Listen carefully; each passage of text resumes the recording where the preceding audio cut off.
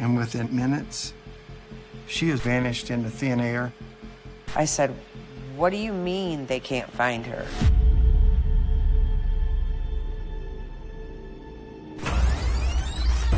Her mother, Dawn, left Rochester for Myrtle Beach after Brittany disappeared.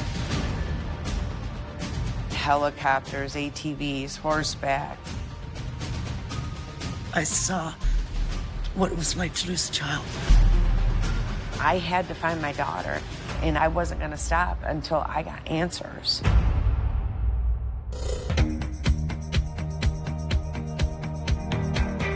April 2009.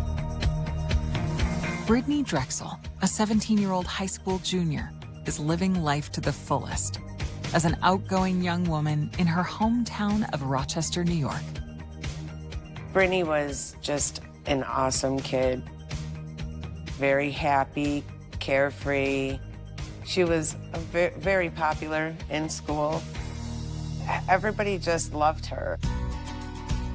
We met through some mutual friends. Started hanging out like normal teenagers. She just loved going and doing things. She wasn't somebody that liked to sit still. When she was younger, Brittany was very sassy, loved to perform in front of people. She used to sing, and she would put on shows for us in the backyard. She was a great kid. When Brittany turned 7, the Drexel family welcomes another child, Marissa. When Marissa came along, she was very excited to have a little sister, and she was like a second mom. She would always help me. She would want to hold her all the time. She would want to feed her and play with her, and she loved being a big sister. Bond where we could just lay and talk about things, or we could have those mother-like-daughter talks with each other, and she was always there when I needed her. 6 years after Marissa was born, Camden came along, and Brittany was a lot older.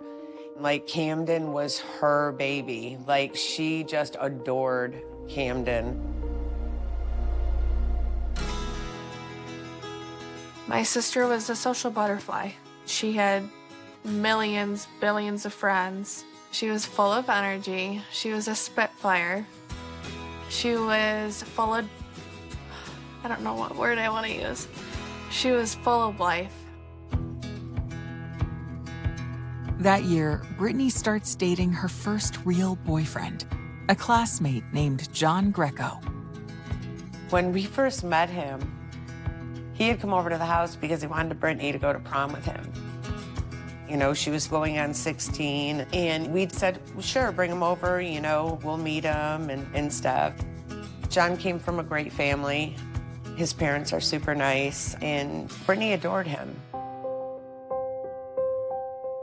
She had a lot of big dreams and goals. She wanted to move out of Rochester. That was a huge thing. My sister was into fashion. Brittany liked making clothes. She had quite a few drawings. She would like dye jeans like with bleach, and her friends would buy them and stuff, and she also wanted to model. She said, I'm gonna have like 6 kids, and my husband's gonna stay home with them, and I'm gonna go to work. And I'm like, yeah, good luck with that.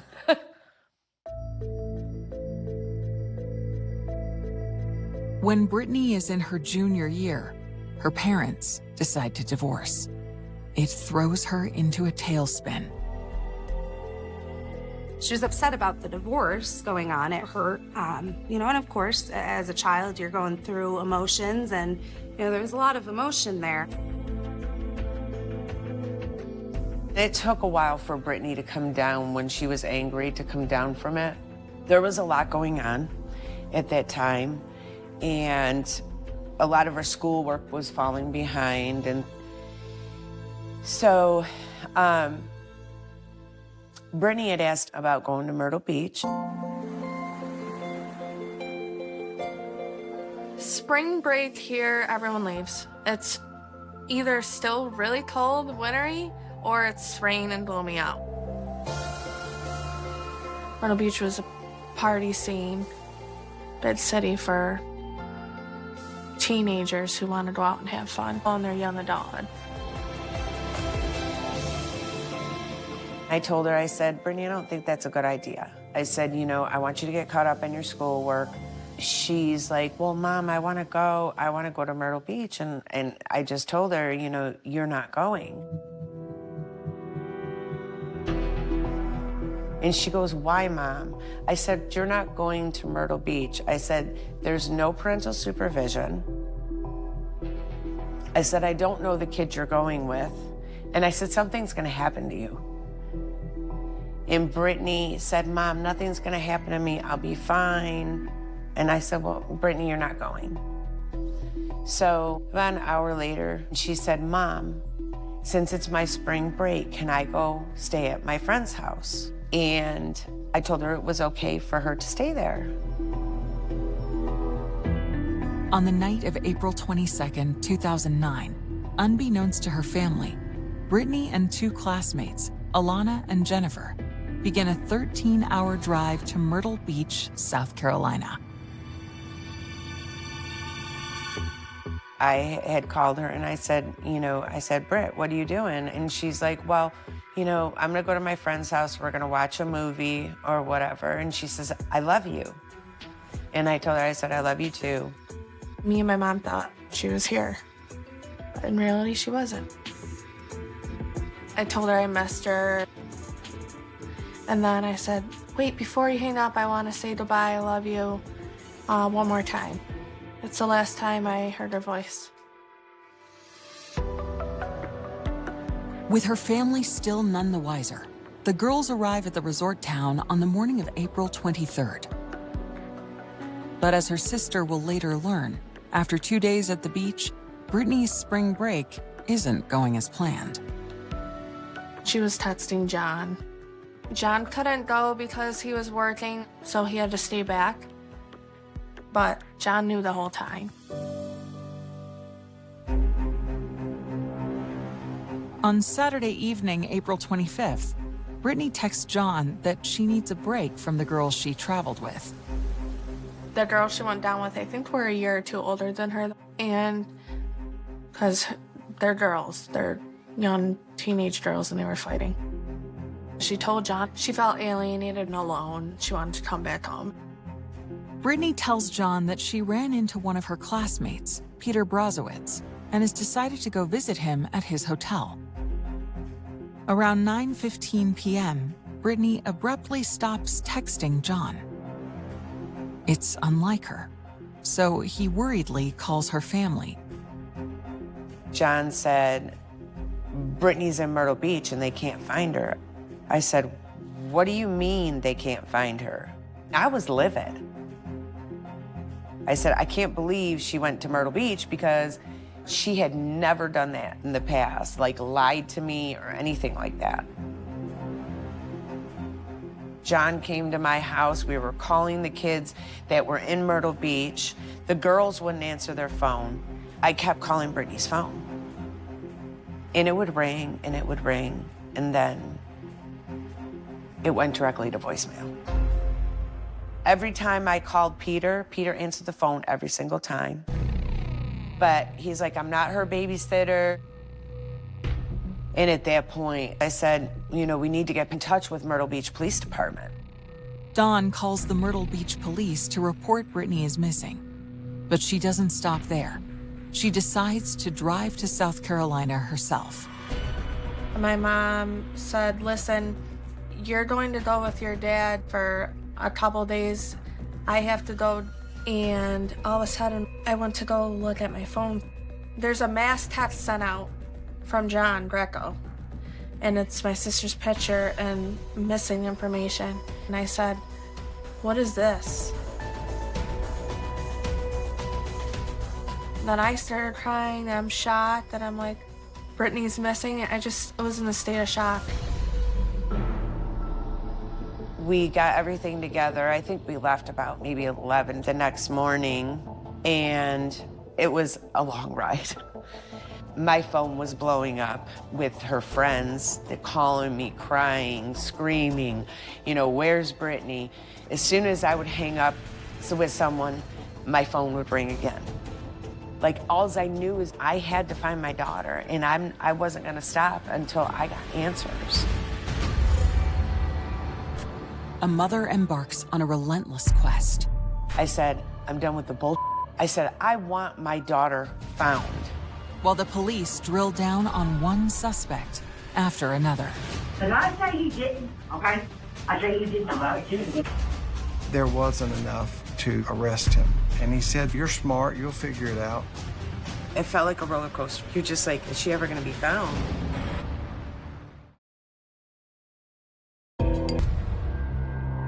After learning that her daughter Brittany Drexel is missing in Myrtle Beach, South Carolina, her mom, Dawn, immediately begins driving there from her home in upstate New York, 800 miles away.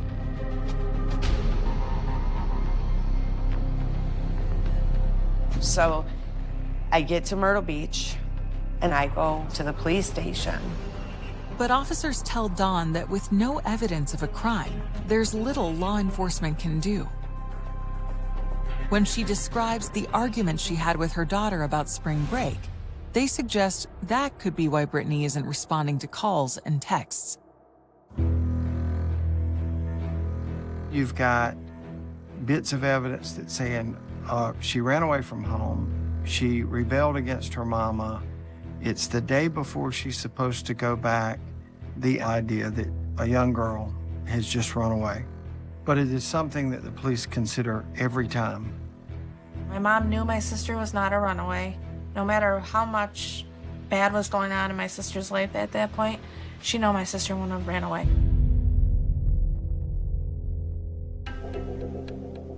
After failing to gain any traction with law enforcement, Dawn decides to take a different approach. I go straight to the media. I went to Channel 13 and, I said, my daughter's missing. I want to get her name and face out there. Her mother, Dawn, left Rochester for Myrtle Beach after Brittany disappeared. To feel, that you don't know where your child is. You don't know if they're alive. You don't know if they're hurt. It's horrible. Figured I'd be able to find her, and I'd have her back in a couple days and we'd just go home. And we just started looking everywhere, like on Ocean Boulevard, and talking to people, seeing if people seen her, showed her picture, and we were putting posters up. So we did that probably for about a good solid week. As Dawn continues to search, her media efforts catch the attention of the police and spurs them to begin by interviewing the last person Dawn believes saw Brittany on the night she vanished, her classmate, Peter. Peter was a little bit snarky, like, don't bother me. And the police were thinking, everybody wants to help. He doesn't want to be bothered. He said, I did know Brittany. I had met Brittany. We had hung out. We had texted back and forth, but I didn't have anything to do with her disappearance. Peter claimed his hotel. He was hanging out with friends all night.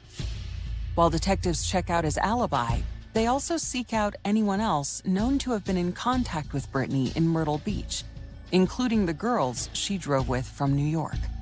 They went through each and every one of Brittany's friends for the short time that she was here, and they really scoured everything about them, and they were able to rule them out. Peter's alibi also checks out. He was able to show that everything that he was telling them was true. But the investigation into Peter does lead detectives to a major discovery. His hotel, the Blue Water Resort, has surveillance cameras. Captured images of Brittany on the evening of April 25th. Brittany enters the hotel at 8:33 p.m. And she appears again, exiting, at 8:48 p.m. far as we knew, that was the last time that anybody had seen her. You can tell that she's walking at a fairly quick pace with nobody behind her. She's comfortable, but she's determined to get to wherever she is going.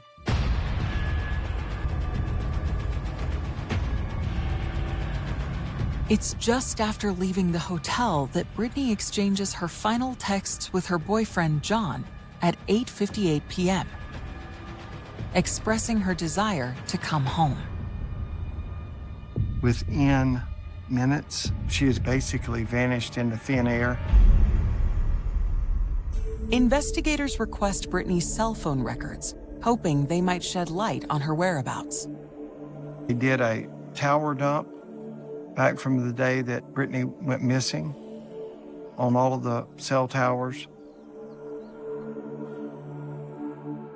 The cell phone records arrive a week after Brittany's disappearance. At 11:57 on the night of April 25th, Brittany's phone pings near the North Santee River in McClellanville, a small town 60 miles south of Myrtle Beach. That's nearly 3 hours after the surveillance video shows Brittany leaving the Blue Water Hotel.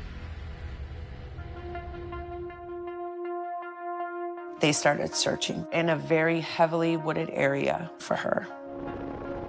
I mean, helicopters, ATVs, horseback. It was overwhelming because it's a forest where they were looking for her. And they told me if she was put out there, you know, she would be probably dead within 6 hours because of the wild boar, the alligators, just all the wild animals. But you have to have hope. You have to have faith. Everybody was there. There was a lot of people that were looking for her. It was a needle in a haystack.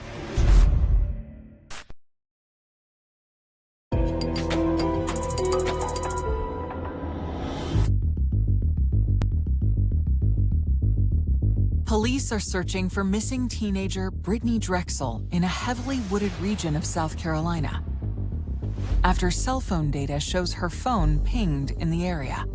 It's 60 miles south of Myrtle Beach, where Brittany had snuck away for spring break. I was just in shock, and I just wanted my sister to come back home. I tried so hard just to keep thinking, you know, maybe she's still out there. They searched them and they didn't find anything.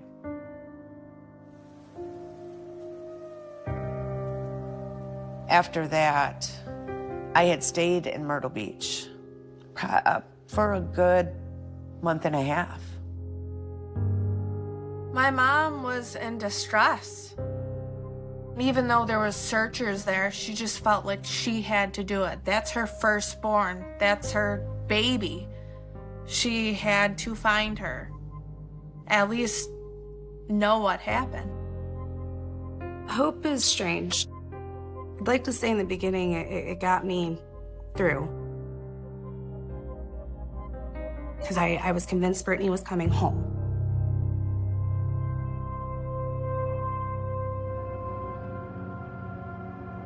I left at the end of June, and then I went back to Rochester.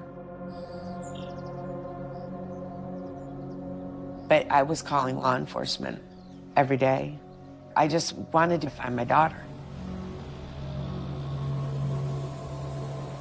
Days, weeks, months, and then years pass with no answers for Brittany's family and friends. I felt like nothing was going on in Brittany's case. But this went on for years.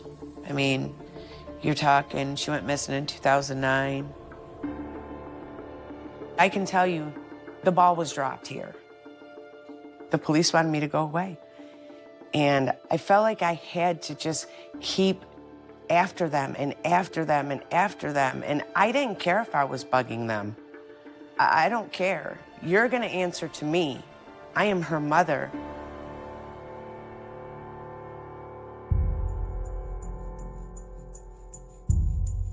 Dawn was desperate for answers. She felt like she wasn't getting cooperation from the police. Imagine trying to put yourself in the position where she's a mom. She's been thrust into of not just the justice system, but trying to maneuver. You're dealing with law enforcement. You're dealing with media. And it's a very foreign and frightening place. I put myself more in a role of, let me help her get her story told. I held on to just a little bit of hope that she was still alive because I always went back to we didn't have anything.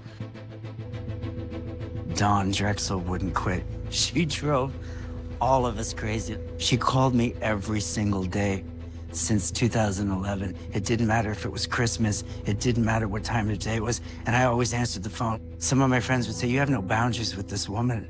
And I would say, I can't. I saw what it was like to lose a child. I sat there with her, and nobody would help her.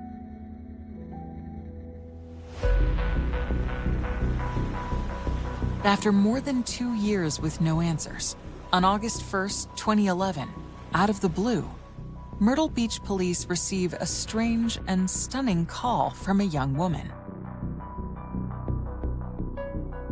The story she tells concerns her father, a man named Ray Moody. She said, I think my dad had something to do with Brittany Drexel's disappearance. Mr. Moody, his main girlfriend was Angel, and there was a time that Angel called over there one night and said that Ray was going to get all of them locked up because of what he had done to that girl.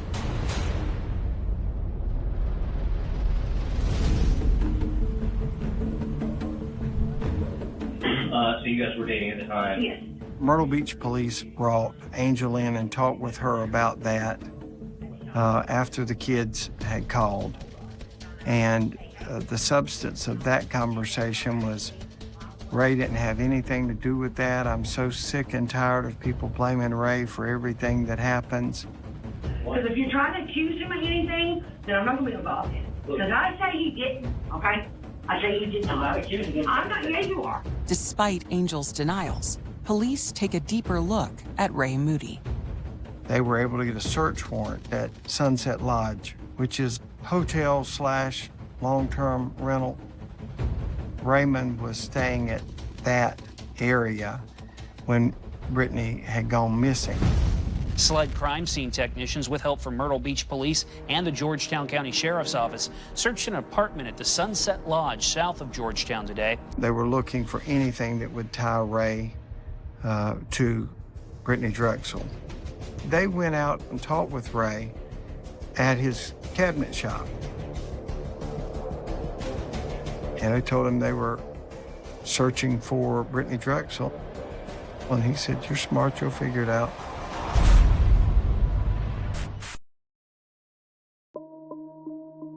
After years with no leads, Ray Moody is a suspect in the disappearance of Brittany Drexel. Detectives are questioning him after his daughter reported her suspicions about him to the police. That investigation, that part of it, the search warrant, yielded nothing fruitful. There wasn't enough to arrest him.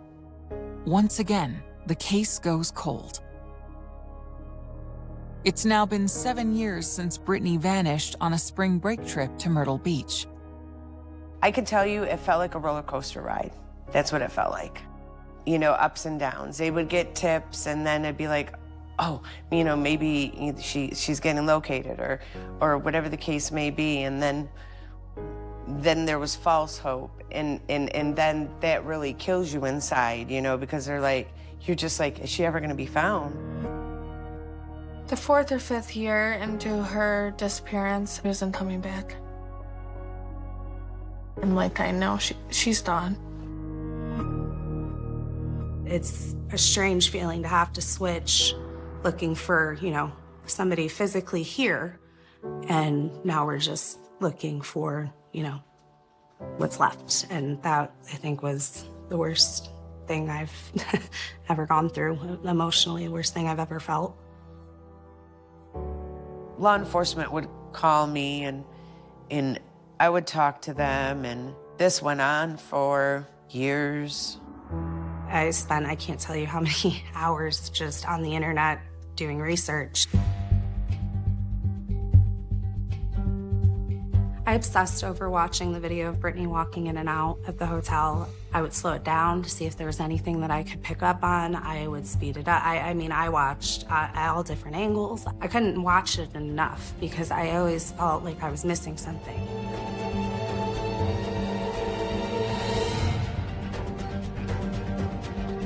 Then, in August 2016, Brittany's mother, Dawn, gets a phone call that promises to provide the answers she's been desperate for.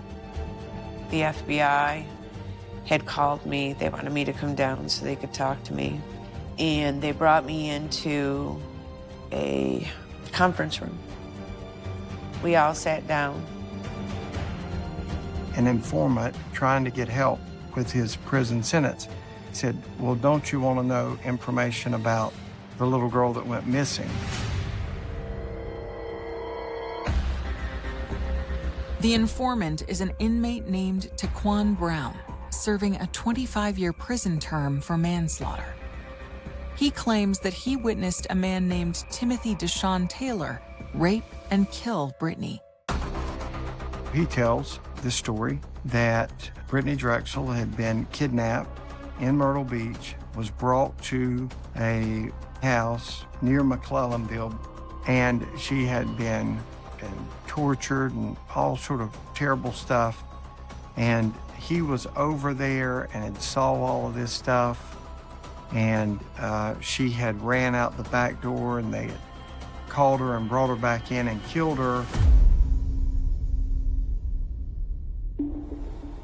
So I was just sitting there sobbing, and I couldn't even talk. I couldn't do it.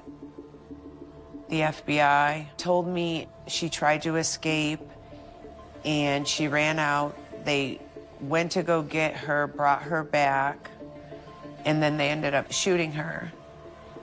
And then they rolled her up in a blanket or a rug, and then threw her in an alligator pit.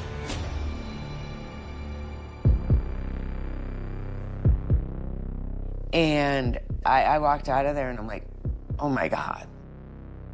We always had kept hope alive that maybe Brittany was still out there. And that really messed me up, big time. You know, having to picture that in your mind, it's just crazy. You know, to think that someone would do that with my daughter.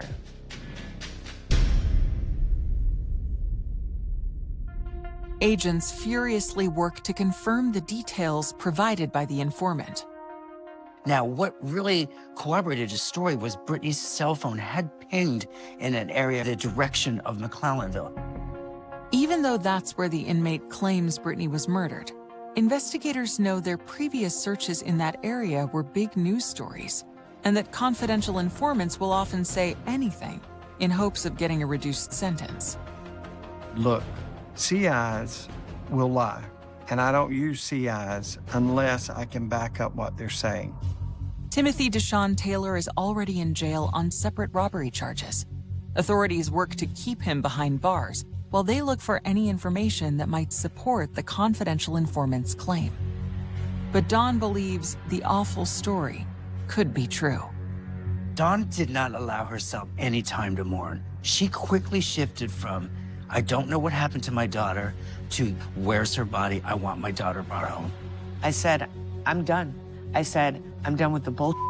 I said, I want my daughter found. I don't have to wonder where she is anymore.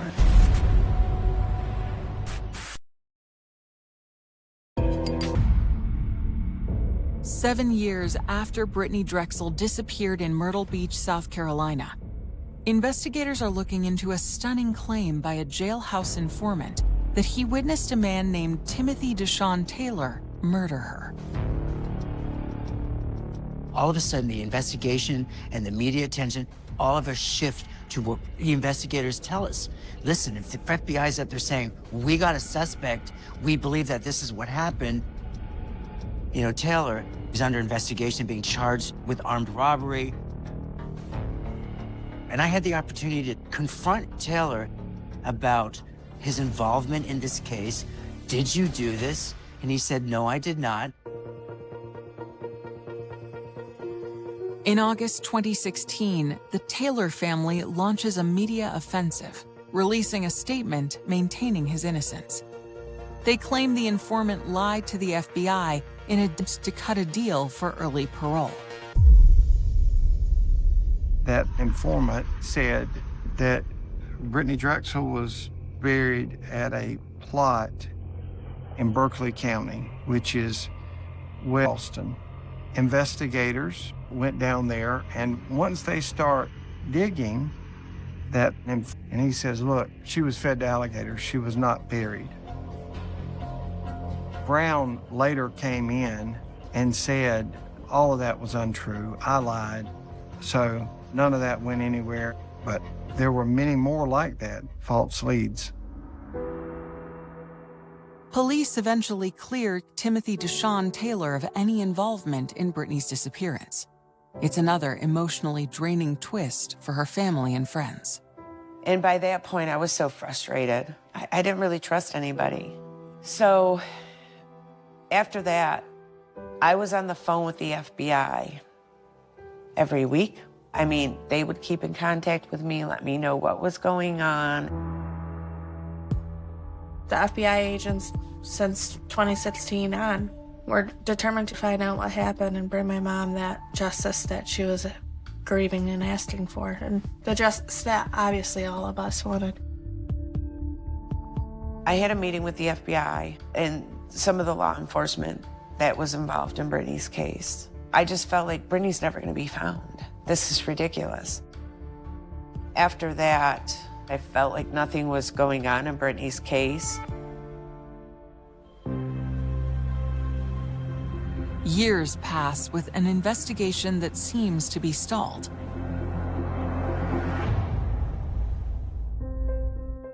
Then, in May 2022, 13 years since Brittany was last seen, once again, there's a phone call out of the blue. And once again, it offers hope. On a Friday night, I get a call from a defense attorney, Scott Bellamy. He said, well, I've got somebody that's wanting to give you some information. He'll give the information to you, but he won't give it to the police. And I said, well, who is it? And he said, Ray Moody. It's the same man investigators looked at earlier in the case, when his daughter reported that he may have been involved. Police were unable then to connect him to Brittany's disappearance. Now, his lawyer claims Moody has a story to tell, but he'll only tell it to state authorities and not the FBI. He wants to stay in the state system. He does not want to go in the federal system because he knows he's going to spend the rest of his life in prison, and he wants to be closer to family members. And if you go in the federal prison, you may be in West Virginia, you may be in California. Where are y'all from? Alabama. Yeah, that's right. I thought, yeah. Ray Moody sits down with state investigators and begins laying out the details of what he says happened on the night of April 25th, 2009. Ray said that in 2009, he and Angel had come to Myrtle Beach. They were riding down the boulevard. He said, so a young lady came out of a hotel, and he said that he and Angel were smoking pot, and Ray asked Brittany, do you want some of this pot? And she said, yeah. Ray said that Brittany got in the back seat. They went where he and Angel had been camping at the pole yards, and they were just going to hang out there for a while. We're just having a good time, smoking some pot and stuff, you know. Angel left. And while she was gone, I changed the whole subject, what was going on. Can you describe the events that happened when Angel leaves? So Angel's obviously not involved. Can you talk us through that? I made her take her clothes off. Yeah. And she was pretty cooperative. Yeah, she was. But it was against her will. It was, you know. Did she say anything to you specifically? Or? at that time? She said she'd tell Angel on me. And did you start to have sex with her, or did something happen to stop that? To stop me? Yes. No, I did. You did? I raped her. And he said, she scratched me, I hit her, all of that was over, and he said, then I killed her. He said, I strangled her to death. Ray Moody never showed any remorse. Was a very disturbed individual at a deep level. Angel came back and said, where is Brittany? And he said, you don't see her, do you? And she said, no. He said, well, don't ever ask about her again. The next morning before daybreak, he got up and he said, I dug the hole, buried her body. Picked her right up and walked out, probably about 150 feet away, more towards the landing, out where they had a like grove of trees and stuff growing, and put her underneath the tree. So we were like, will you take us to her body? Yeah, I'll take you where she's buried. And they put him on a four-wheeler and drove him through. He said, I haven't been here in 13 years, but that's the place. A search of the area begins on May 11th, 2022. So once they start digging, there was bones. There was a nose ring, and there was one contact lens. The next day, they had her as Brittany by her dental records, and then within 2 days, they had DNA that said that is in fact Brittany Drexel.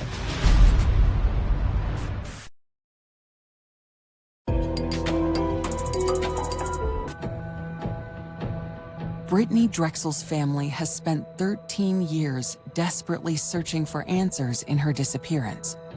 And now, with a suspect in custody, they finally have them. But their worst fears have been realized. I was so mad because Raymond Moody had been person of interest back in 2011. He's a level 3 sex offender. He shouldn't even be in Myrtle Beach with all the kids and stuff here. Okay? You've got to be kidding me.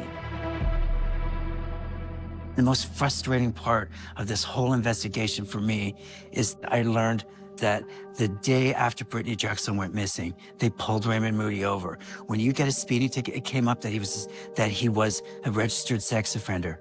He has scratches on his face. There's a missing girl in town. It doesn't take a genius to say, hey, wait a second. Maybe we should take this guy in. Maybe we should look at him. Nobody batted an eye. She was the perfect target. You know, we hear from him, oh, she wanted to party. She wanted to get in the car and smoke weed. From the friends and family that I've spoken to, Brittany Drexel could not stand the smell of marijuana. She would not smoke marijuana. She would not even date a guy who smoked marijuana. And if Raymond Moody said that he lured her to the car with marijuana, Raymond Moody's lying. It's incomprehensible to me that this guy got away with what he got away with.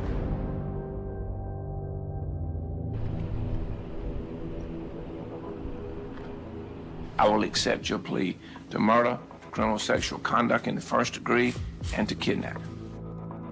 October 19th, 2022, Raymond Moody pleads guilty to murder, rape, and kidnapping. He is sentenced to life in prison with an additional 2 consecutive terms of 30 years. His girlfriend, Angel, is not charged with any crime.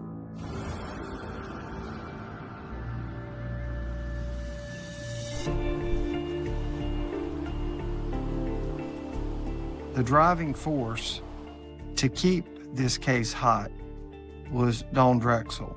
She was hitting a lot of the same obstacles the police were, but she constantly came back into town, constantly looking, constantly calling.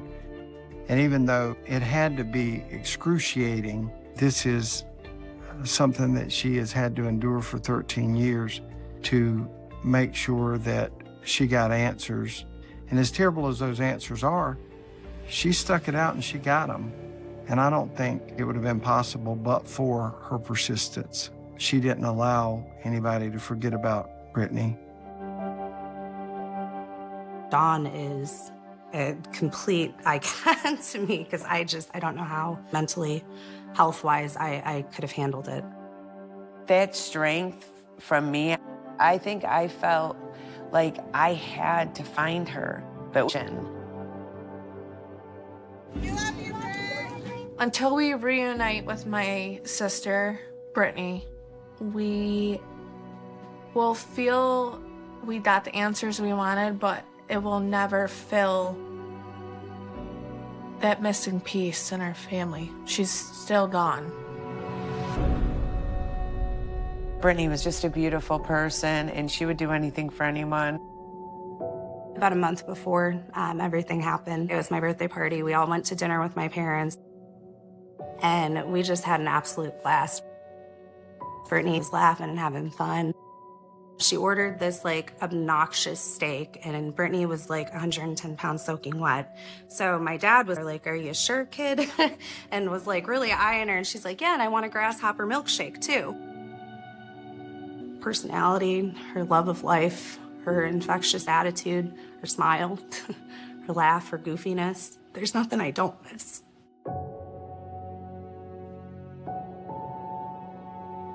My sister was very kind and caring. She would never hurt us all. And that's something that we're missing from the world now. And this world is such full of hate that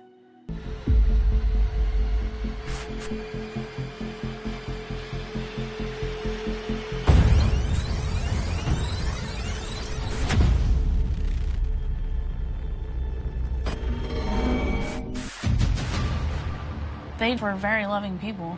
They wanted to share all their love with as many children as they could. You got these two individuals killed execution style. It's shocking that someone would be shot right in front of their own kids in their own home. What did you think when you heard that pow, pow, pow, pow, pow? I thought, oh, dear God, no. They had 16 cameras, and they were all working. You see them kick in the front door, back door at the same time. Just doesn't make sense because they got what they wanted, so why kill them? The camera really tells the tale. It was almost silence when we're watching it and seeing it. We couldn't believe what we were watching. Summer 2009, Pensacola, Florida. Bud and Melanie Billings are enjoying life with the big, loving family they've made for themselves. They had a couple of their own children, and they adopted many children. They just wanted to have a large family, whatever way they could swing it. I believe they are the modern life Brady Bunch, honestly. They adopted a lot of special needs kids, and they loved them a lot. If they could, they would adopt every child in the world.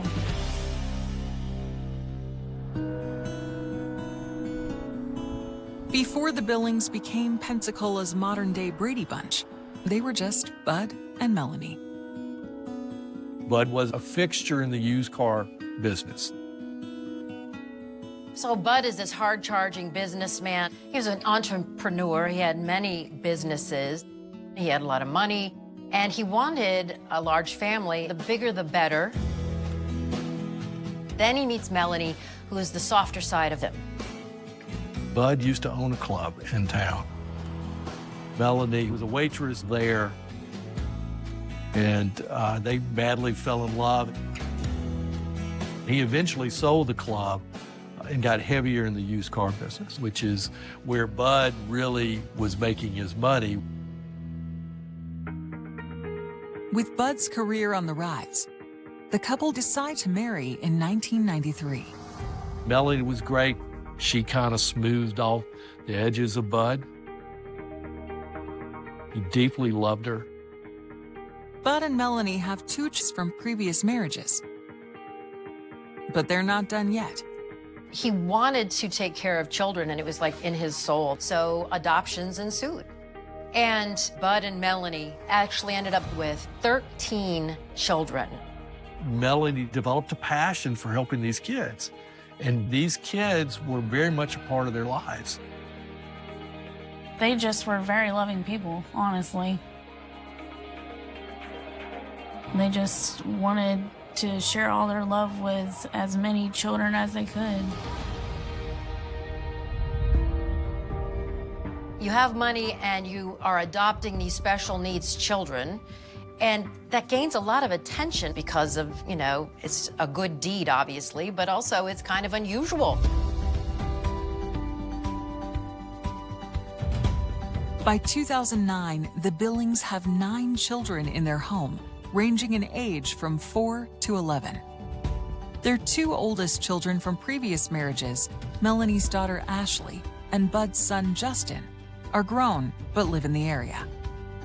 They decide to share the story of their big, loving family with their community. Our daily newspaper did a big profile on the Billings family. There were some wonderful pictures of Bud and Melanie and all this litter of kids, some laying and some in their laps, and all ages and sizes. And the whole story was just about how big their hearts were. This photo was the last photo of the family. And just, you can't look at that picture and not feel something for this family.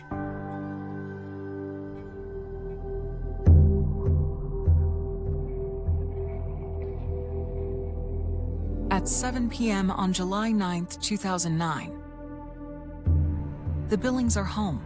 Most of their children are in bed. Bud is with one of their kids watching television. His wife is in a kitchen. It was one of those kitchens that had sort of a counter that she could look into the living room area. So she's cleaning dishes, they're watching TV. Bud and Melanie Billings have no idea that these seemingly mundane chores will be their final moments together.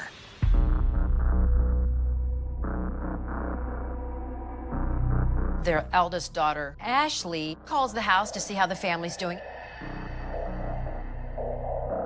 It's like 7:30 at night. One of the children answers the phone, and the child is crying. The Billings had a nurse that helped part-time at the home. Her name was April Spencer. Worried that she can't get her parents to come to the phone, Ashley calls April and asks her to go to the Billings house and check on Bud and Melanie and their children.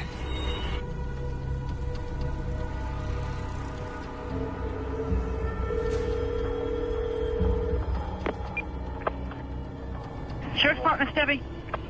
I live next door. The mother and father have been shot. They've been shot? Yes. Please come. I'm trying to get somebody there. You said the mother and father both have been shot? Yes. I gotta go over here with the children, but I don't know. I don't want you to be in any danger, okay? I've got several officers on the way to you. Hurry. I gotta go get the kids. There's kids in the house.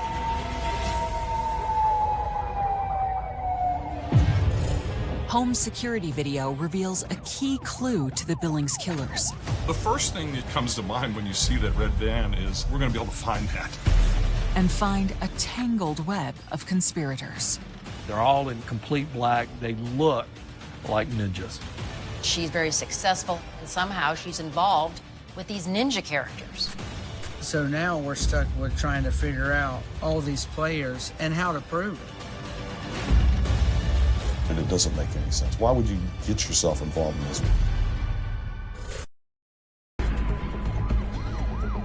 So you said the mother and father both have been shot? Yes. July 9th, 2009. A frantic 911 sends police rushing to the home of Bud and Melanie Billings in Pensacola, Florida.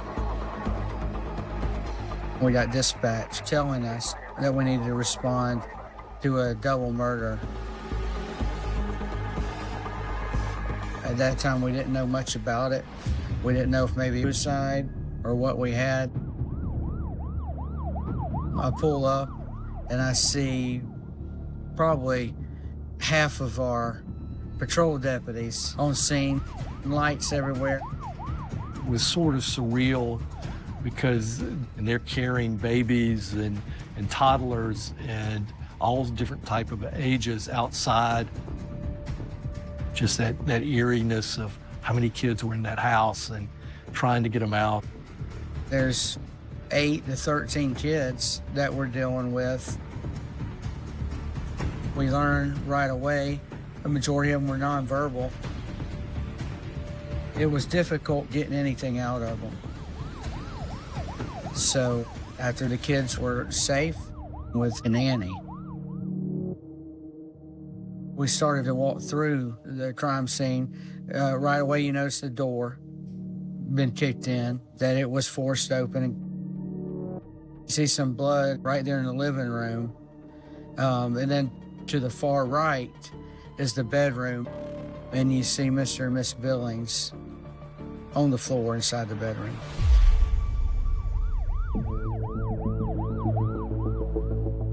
Based on the initial forensics noted at the scene, it quickly becomes clear to detectives that this is not a murder-suicide. You know, you got these 2 individuals killed almost execution style. When you see that, that's when we knew it was going to be different. I mean, you know right away that you're dealing with either robbery or home invasion, something in that nature. When the Billings' daughter, Ashley, arrives at the scene, she points officers to something inside the house that could help them get some answers. There were cameras all over the place. They had 16 cameras, and they were all working. The reason they had the video system there was to keep an eye on all these special needs kids if they didn't hurt themselves. Detectives rush the video equipment back to their tech team at headquarters, hopeful it will hold the answers to what happened in Bud and Melanie's final moments. We had to actually pull the hard drive. It had to be pulled and brought back to the sheriff's office to be viewed. Meanwhile, forensics teams continue through the night processing the bloody scene for physical evidence. There wasn't a lot of evidence left by these killers because they really covered their tracks except for the shell casings. And then also, there were some shoe prints because one of the doors had been kicked in and they found some boot prints outside the house. Investigators send the physical evidence for processing and return to the sheriff's office, where they are at last able to access the video from the Billings home security system. When we finally start viewing the video, it's clear as day. You see this red van pull up. You see these people jump out. You had 5 individuals moving across the yard. They're all in complete black shoes, shirts, and masks. So they look like ninjas. It was almost, when we're watching it, we couldn't believe what we were watching. Then you see them kick in the front door, back door at the same time. It's not something that we had ever seen. The surveillance footage tells a stunning story about what happened inside the house. You could tell it's obviously planned, military style, long guns, handguns. You see Bud immediately puts his hands up. And he's trying to talk to these killers that have come into his home with his kids and his wife. Then you have 2 other masked men come in from down the hallway. So the men that finally rush into the room, they get Bud and they zip tie him and they push him to the floor. Within minutes of getting Bud on the floor, one of the guys shoots him twice, one in each leg,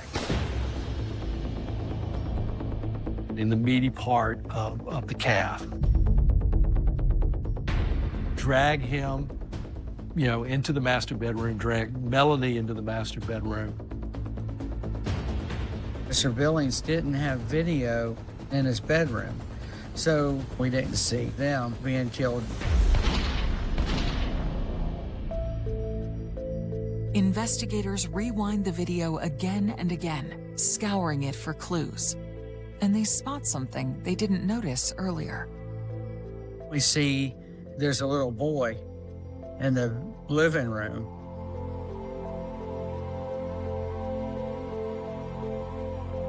This little 6, 7, 8-year-old kid watching and seeing his family get killed. It was horrible. The child, he was with his dad when the men broke into the house. He wasn't in the bedroom, but he actually saw his dad being shot. He saw his mom being dragged. The gang pretty much just ignored him, while this was all going on, and immediately doing what they were doing.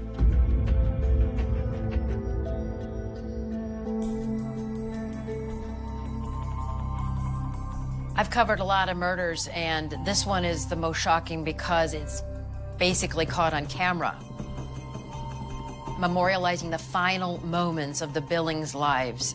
And all the children are there. It's so unnerving, and it's just sad, but also it's something you can't unsee. And then after that, you can see the ninja invaders quickly leaving the house. You see them getting into the van with an object. But it was hard to tell from the video what they were carrying out of the house. This whole thing happened in less than 10 minutes. So police are trying to figure out, is this just simply a home invasion and people that want money? Or why did this go down?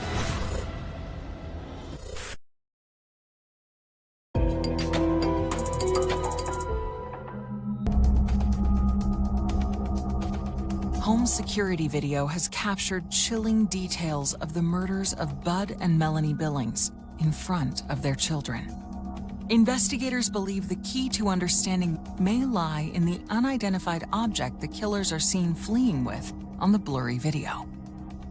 In the early moments of the investigation, we were thinking that it was a robbery. The video answers a lot of questions, but not the most important ones. So you have this great video of showing exactly what happened, but you couldn't distinguish any type of facial features or anything like that. And we didn't know what they took.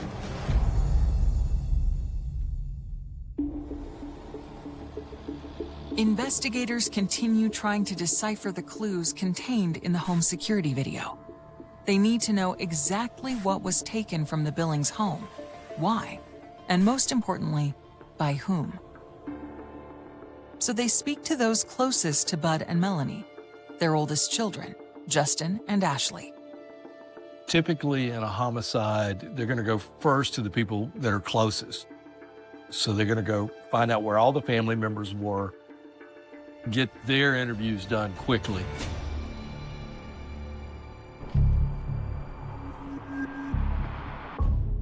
We found out through Ashley, there was 2 different safes in the house. The small safe was in his bedroom in a bedroom closet. And there was another safe upstairs. And one of those safes is now missing. So when we put the whole thing together, you see him carrying what we know now is the small safe put into the red van, and you see everybody leaving. In that safe, Ashley had told us there's like birth certificates, adoption paperwork, stuff of that nature for all these kids. Some minor jewelry of her mom's, but not a lot. So Ashley tells police, look, they got away with a safe, but the other safe that's in the house is the one with the cash. There was a lot of money being made with the used car business. So in the safe upstairs, there was like 100 to 200,000, something like that, worth of cash inside. They took the wrong one. They had no clue about the second safe, and I just think it was a little bit of ignorance.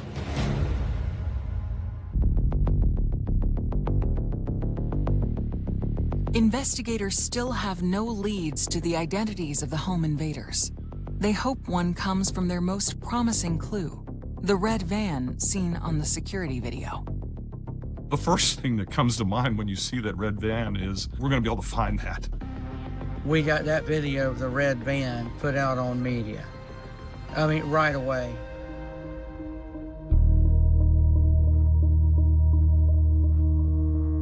As police work on finding the killers, the Billings family is faced with another urgent task, taking care of the children who are now left orphaned.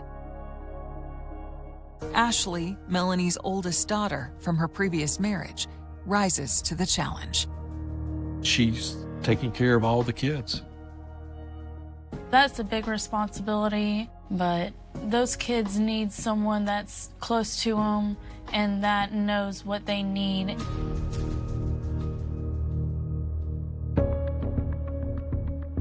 Days with no new leads on the red van or the identity of its occupants. The evidence points to a robbery gone bad. But with a safe full of cash left behind and the two brazen murders, detectives begin to wonder if something bigger is at play. In the South, you don't speak ill of the dead until they're buried. So my thought was, okay, once we get the funerals over with, somebody's going to come forward. And sure enough, my theory turned out to be right.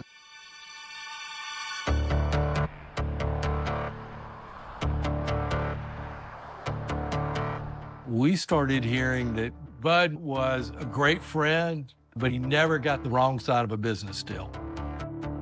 The stories that we were getting were the people that had used car lots with them. He would find a successful salesperson. He would help them finance the cars. But then when the sales start to fall off, he didn't hesitate to take the whole lot from them. And there were stories of him coming in the middle of the night, taking all the keys, moving all the cars in the lot, and the guy going back to work to a lot he thought he had with no cars. Might Bud Billings have crossed the wrong man? So there was a question whether this was just purely to burglarize the Billings, or was there some other motive behind this? Was it hit? Was there a revenge motive to this? We appreciate you coming in. Or anything to help. Bud's adult son, Justin, sometimes worked with his dad on his auto lots. As police interview him about the murders, he provides some intriguing details about his father's business dealings. And when the police spoke to Justin, he gave a name, a key to why this might have all gone down. During the interview with Justin, he brings up Cab Tice. He said, hey, this is a guy you might want to look at. Him and my dad have had issues in the past, and you might want to check him out. Cab Tice ran several car dealerships. He had a flair for liking Hawaiian shirts. He tanned. Justin tells investigators that his father had a business dispute with Cab Tice, and Bud had accused Cab of stealing from him. My dad was disappointed in him for stealing from him. I mean, he said if you needed money, you could have just asked. You didn't have to steal it from me. And Cab just stormed out. So we start looking into Cab Tice. We wind up going out there and making contact with Cab. And he made it clear that he had no use for Mr. Billings. It kept just getting more interesting at every turn.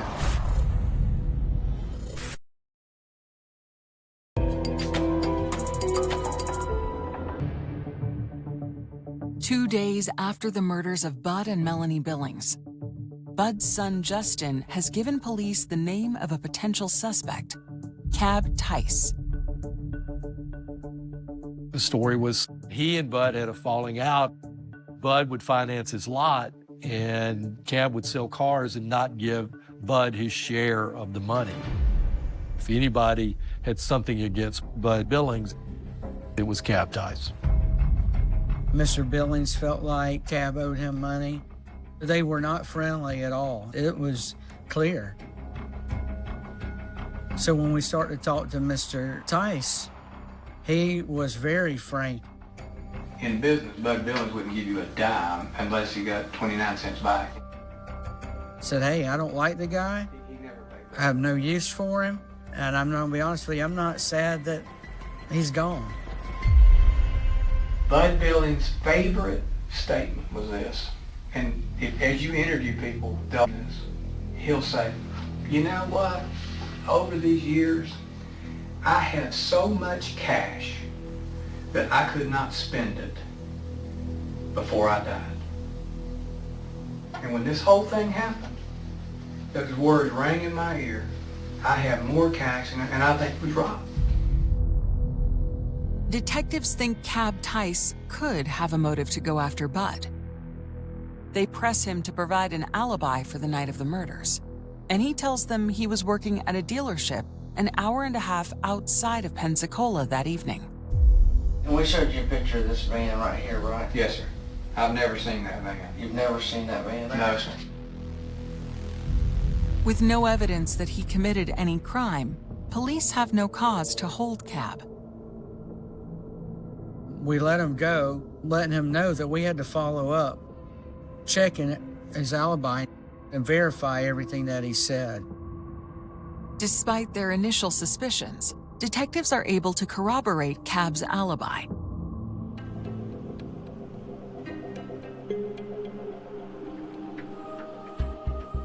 The case seems to be losing momentum. But then, investigators' strategy of asking for the public's help finding the red van seen at the Billings home finally pays off. Somebody calls up and says, hey, I know this van. I once owned it and I sold it. And I sold it to Patrick Gonzalez.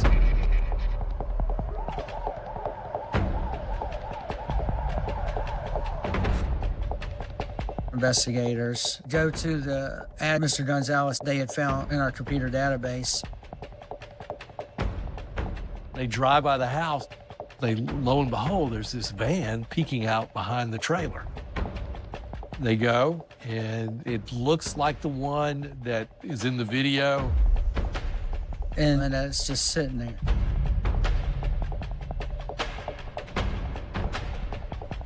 So police bring Patrick Gonzalez to the police station for questioning.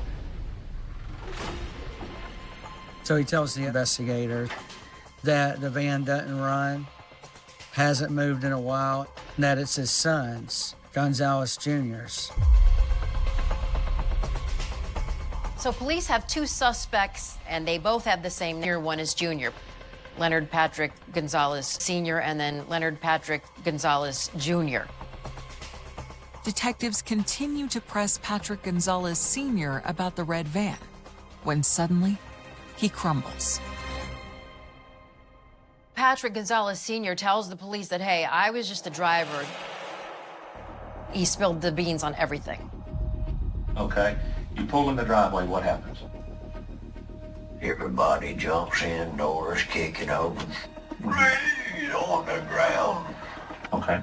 All right. And that's all I thought it would be. He just basically spills his guts that it's his son, Patrick Jr., who masterminded the whole thing, and it's all his fault. I was just the getaway driver.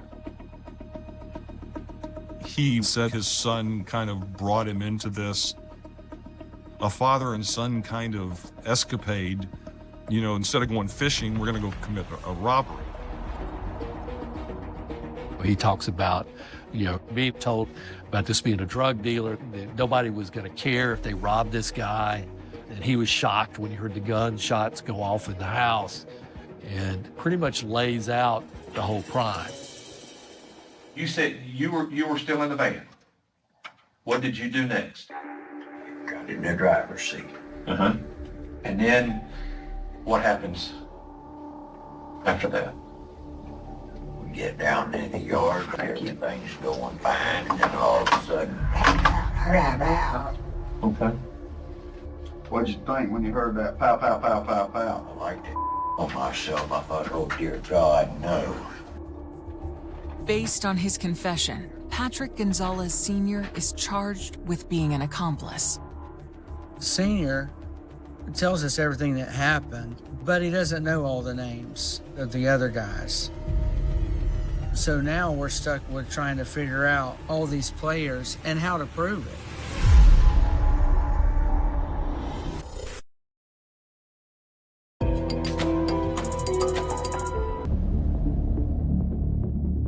Police have traced the red van used in the murders of Bud and Melanie Billings to Patrick Gonzalez Sr.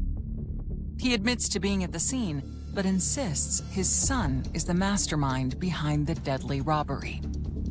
So as we started investigating Gonzalez Jr., we learned that him and Bud Billings were friends and knew each other. They knew each other in the car business. Patrick Jr. would work at different car lots.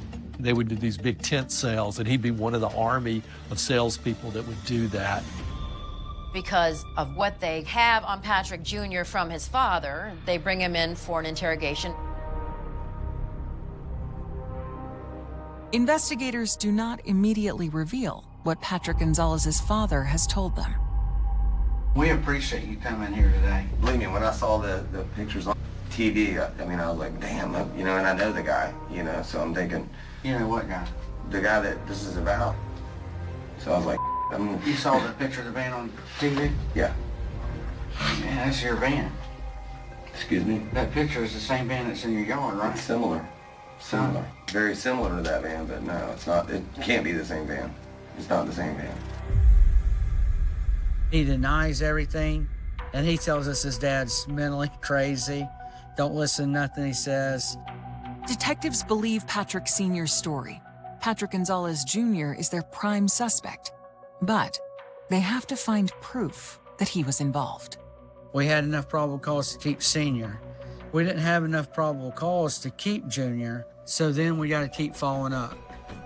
We got to get enough evidence to prove his dad's story. That includes doing a deep dive into Patrick Jr.'s background. Patrick Jr., he had spent some time in prison with a battery charge, an assault charge, and he had come out. He was very proficient in martial arts, had done some MMA fighting. Patrick had gone to Bud to get money to help with the studio that he had, the martial arts studio that he started, and Bud was not interested in investing in his business. Investigators believe they have discovered a possible explanation for why the robbery turned so inexplicably deadly. Could Patrick Jr. have been so angry at Bud for not investing in his studio that he wanted him dead?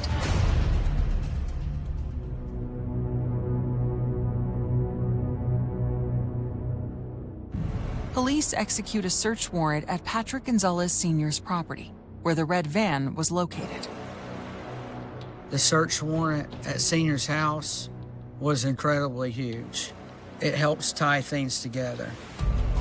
We wind up getting paint cans where they were trying to paint the vehicle, some burned stuff like that.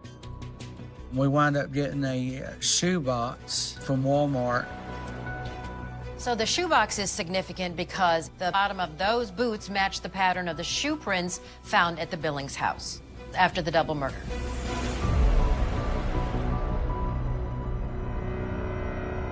Detectives head to Walmart and find surveillance footage matching the date and time on a receipt found with the shoeboxes.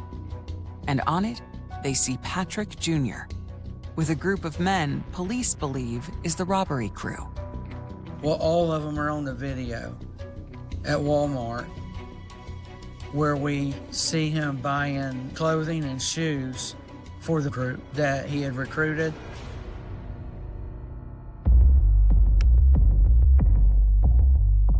Prosecutors feel they now have enough to arrest Patrick Gonzalez Jr.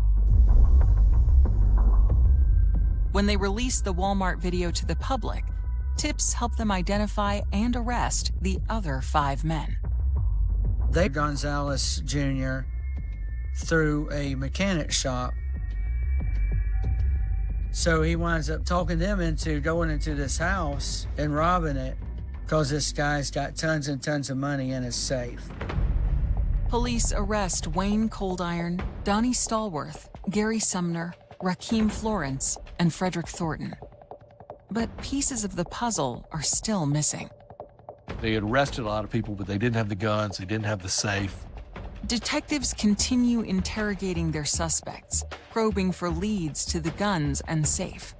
And as they do, they hear about a mysterious woman who may be the key to that information. Pamela Long Wiggins, she's blonde, she's a real estate agent, very successful, has a lot of money, and somehow she's involved with these ninja characters. We wind up finding out that she's rents to Gonzalez Jr., a home in Gulf Breeze, Florida. He would collect money for her if people were giving her a hard time, not paying up, kick them out of homes, stuff of that nature. So that was their connection. Police learn from their suspects that after the murders, Patrick Gonzalez Jr. met with Pamela, but then she disappeared. Detectives managed to track Pamela down just in time. She was trying to leave and wound up locating her in a big yacht or boat that they had in Orange Beach, Alabama. When we get Pamela Wiggins back to the sheriff's office, she doesn't want to speak with us without an attorney.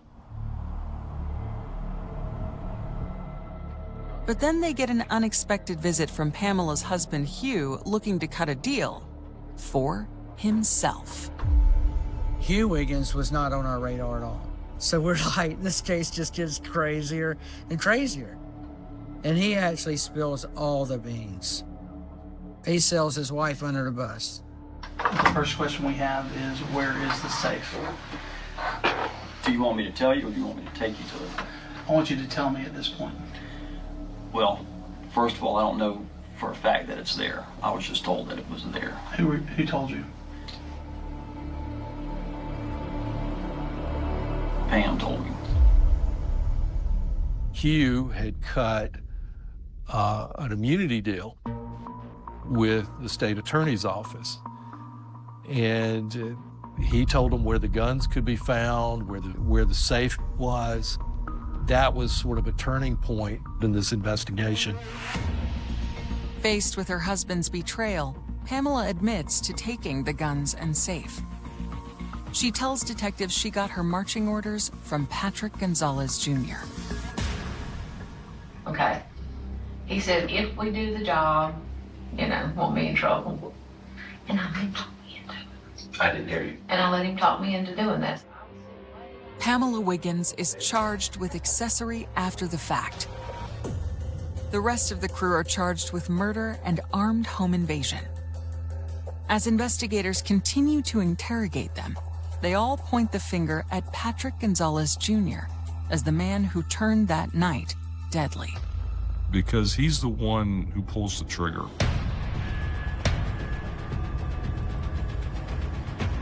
They explained that when they come in the front door that it's Gonzalez Jr. right away. When the first shot goes out, they're shocked, and they tell us that Gonzalez Jr. shot them both while they were in the bedroom. Gonzalez Jr. told this tale of how we're going to rob these drug dealers and this bad guy, and there's millions and millions of dollars. It was only supposed to be a robbery, and they were pissed because that is not what was supposed to happen.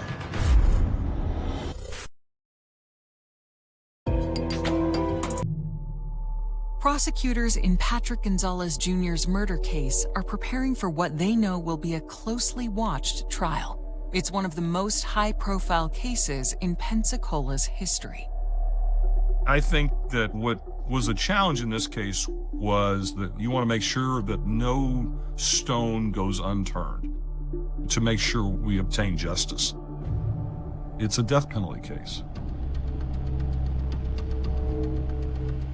Leonard Patrick Gonzalez Jr. Yes, Your Honor. Mr. Gonzalez, you've been arrested on charges of homicide and home invasion and robbery with a firearm. In October 2010, the trial of Patrick Gonzalez Jr. for the murders of Bud and Melanie Billings begins. Prosecutors have plenty of evidence that he wanted the Billings money. I think that Gonzalez Jr. believed that there was a treasure trove at that house. But they can't explain why he wanted them dead. So the big question that still hangs in the balance is, why were the Billings killed? It just doesn't make sense because they got what they wanted. They got a safe, so why kill the parents? It was supposed to be just a simple robbery, people needing money. I really am not sure what was in Gonzalez's mind, but I think if you watch the video and surveillance video and you see it, as quickly as he shot him when he come in that door, I think, in my opinion, he had full intentions of killing him as soon as he come in that door. He comes in the door and shoots him right away. Patrick Gonzalez won't provide any answers about his motive. He maintains his innocence and declines to testify. But the state has another powerful weapon. As part of a plea deal, 2 of the crew members, Rakeem Florence and Frederick Thornton, have agreed to testify to their involvement in the murders. We walked Florence and Thornton through the video, and they would say, "That's me, that's this is this person." It became alive through them. So you brought almost a color commentary right there from the guys who were inside the house. I think it worked effectively. The video was the overwhelming piece of evidence that sealed the fate of all these folks. The video cannot be cross-examined. It puts the people where they're at. It is the crime. On October 28, 2010, the jury finds Patrick Gonzalez Jr. guilty of murder and armed home invasion robbery. A judge ultimately, after sentencing hearings, sentenced him to death. The other members of the deadly crew all receive heavy prison sentences, ranging from 20 years to life. Both Patrick Gonzalez Sr. and Pamela Wiggins die behind bars.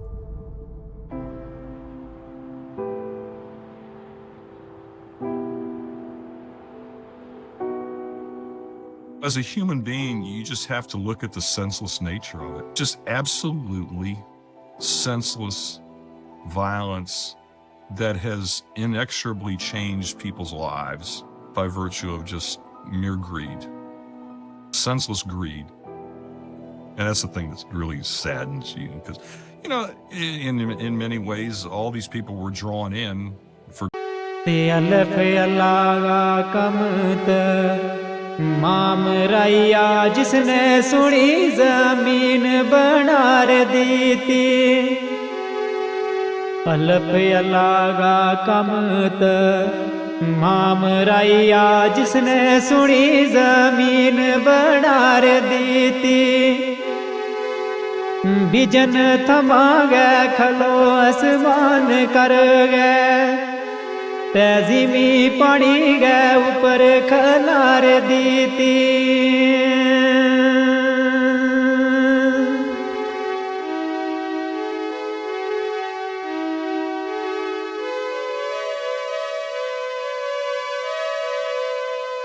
ते 14 तबक पैदा किया आप रब ने सारी गल ये खोल सुनार दी थी ओ दी चनगी लाट जावे दवावा ते कुदरत अपनी नाल चमकार दी थी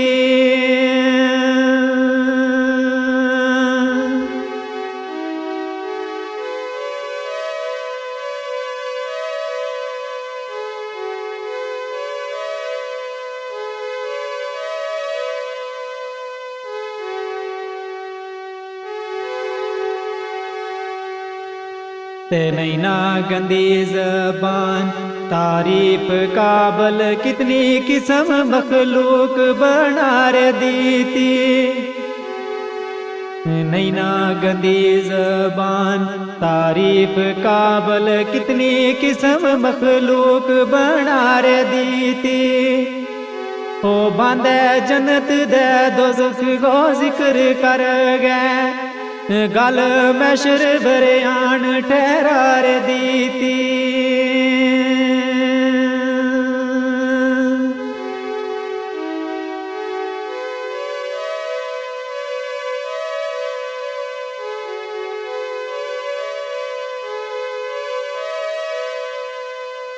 ते मजहब सचो इस्लाम यान कर गए सुना नबी ना उम्मत थमार दी थी मजहब सचो इस्लाम यान कर गए सुना नबी ना उम्मत थमार दी थी ओ नबी पाक का नाम तू जाऊं सदके नबी पाक का नाम तू जाऊं सदके ते सचा दीन की खबर सुनार दी थी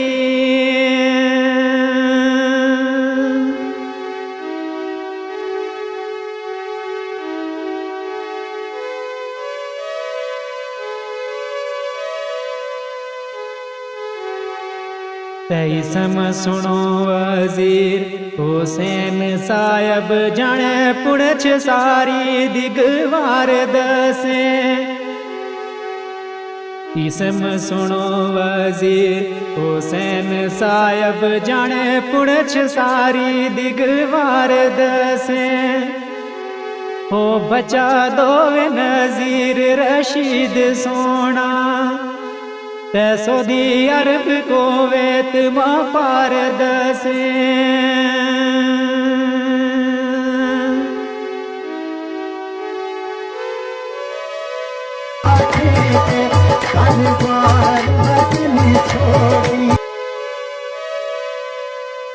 नकर कोट गए विच मकान जिन गो गुजर बोकड़ा कूम शो मार दसे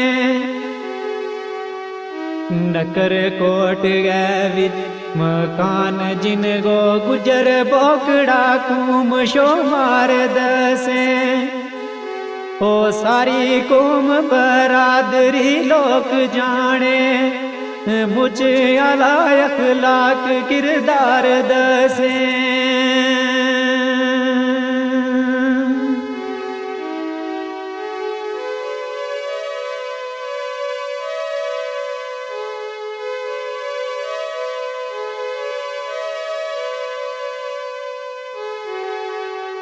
ते कर गए नेक लाल कमाई ओ सारी कड्या दिन मेहनत मजदूरियां मां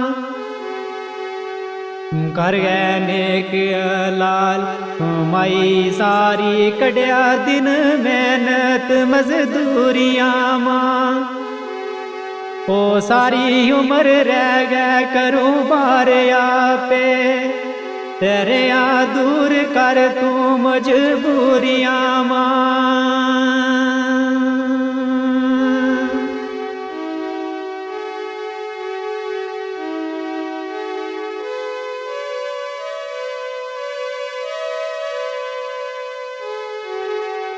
ते दिता रब दिता रब ने मकान जायदाद सारी खुशी दिती रब ने गला पूरिया मां ऊंचो कर गए नाम बरादरी गो ऊंचो कर गए नाम बरादरी गो रेया दूर पावे वतनू दूरिया मां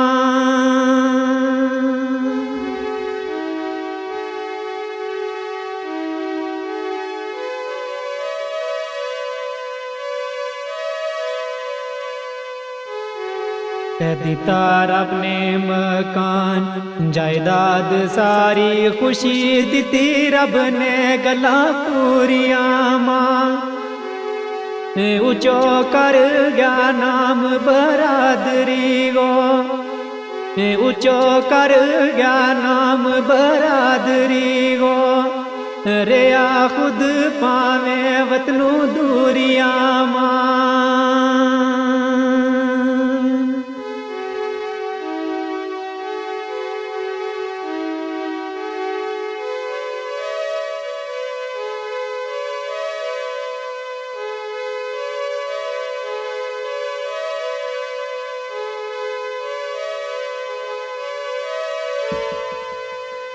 इनको पाई आजी तल हुसैन नामी ब्याल दरा गए विच है खास डेरो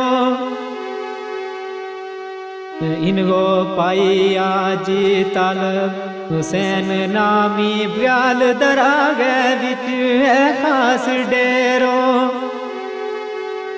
जोड़ी रब ने पयांगी जोड़ दी थी जोड़ी रब ने पयांगी जोड़ दी थी रबा शुक्र है लख हजार तेरो